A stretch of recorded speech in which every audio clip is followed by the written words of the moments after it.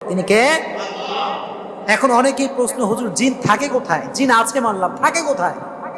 প্রশ্ন আছে না নাই?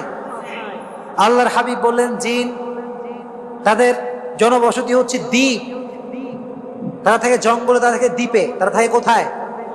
জঙ্গল এবং দ্বীপ, যেখানে অনেক গাছ। ইলা মারাবিতি সাজার, যেখানে জঙ্গল, গাছ আর গাছ, সেখানে জিনদের বসবাস। সেখানে জিনদের বসবাস, সেটা বুঝতে হবে। তো জিনদের যে সৃষ্টি, মিন ক্বাবলু মিন নারিস সামুম, আল্লাহ তাআলা জিনকে সৃষ্টি করেছেন আগুন থেকে। কি থেকে? আর মানুষ সৃষ্টি মাটির থেকে। মানুষ সৃষ্টি কিসের থেকে বলেন? মাটির থেকে। এখন এই জিনকে আমরা দেখতে পাই না। জিন দেখা যায়?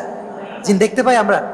তবে নেকড়ে বাঘ এরা জিনকে দেখতে পায়। নেকড়ে বাঘ কি দেখতে পায়? জিন দেখতে পায়।